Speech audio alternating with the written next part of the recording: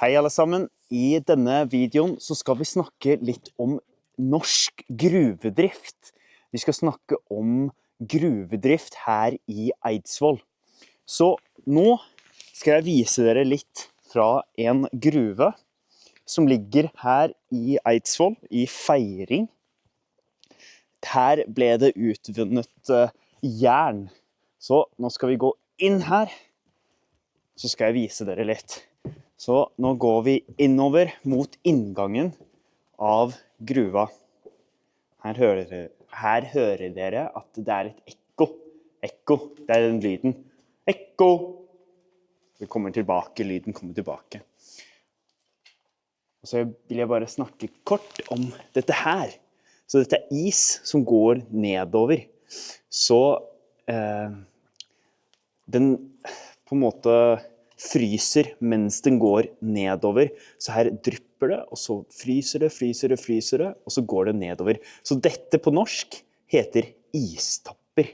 Så dette er en istapp. Så jeg kan knekke av, så ser dere at, skal vi se, at dette er is.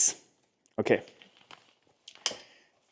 Men nå går vi innover mot inngangen her. Og her ser dere at det er lukka. Så innover her, inn, skal vi se om vi klarer å se noe. Innover her, så ble det altså drevet gruvedrift her i Eidsvoll. Gruva ble opprettet i ca. 1650. Da begynte de første stigene fra Tyskland å komme til Norge.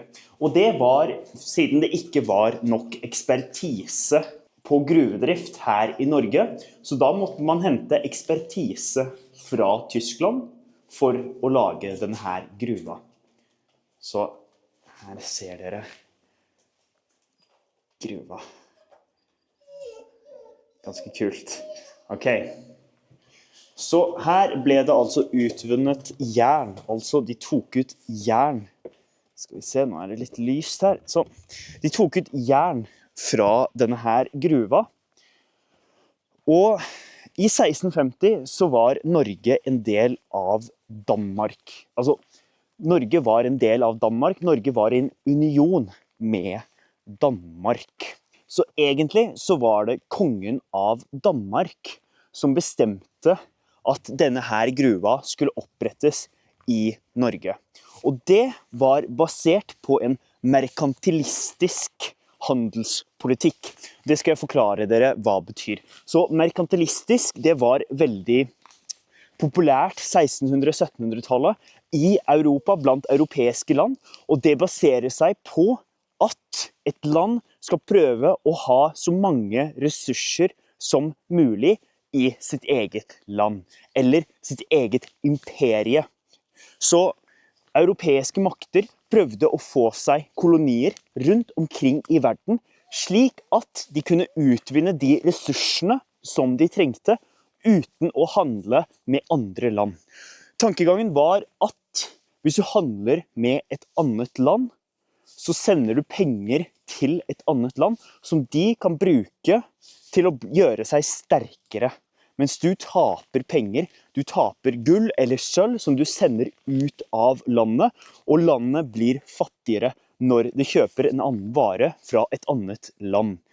Så Danmark-Norge ville, eller Danmark kan vi si, ville ha jern. De ville ikke importere jern fra andre makter, andre europeiske makter, og spesielt ikke Sverige, hovedfienden, som var en av de største jerneksportørene i Europa i denne perioden. Så Sverige eksporterte veldig mye jern. De hadde store gruvedriftsområder i Sverige, der de tok ut jern, smeltet det om og solgte det rundt omkring i Europa. Så den danske kongen ville ha det samme. Han ville også at Danmark-Norge skulle produsere jern. Men i Danmark er det veldig lite jern. Det er veldig lite fjell, så det er ikke fjell. Så da måtte han se til Norge. Og i Norge så er det jern. Det er jernressurser, sånn så her. Så skal vi se. Her ser vi hvordan gruva ser ut. Her ser vi alle gangene og rundt omkring som det har blitt gravd ut her for å få ut jernmalm. Så jernmalm ble tatt ut av gruva. Skal vi se. Så jernmalm ble altså tatt ut av gruva der. Skal vi se, innover der. Så de gikk langt nedover der. Tok ut jernmalm. Og så smelta de det i Eidsvoll for å gjøre om til jern. Så jernmalm, det er grunnressursen, det er det du får i fjellet. Så du tar ut jernmalm, som er blandet med mye stein og annet rusk, annet som du ikke vil ha i jernen. Og dette må du smelte om, sånn at du får jern.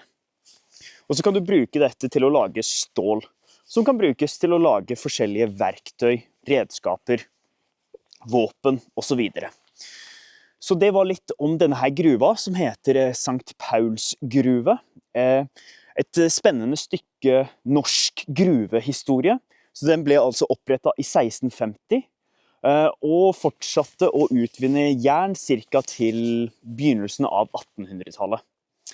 Ok, det var alt for denne videoen. Ha det bra.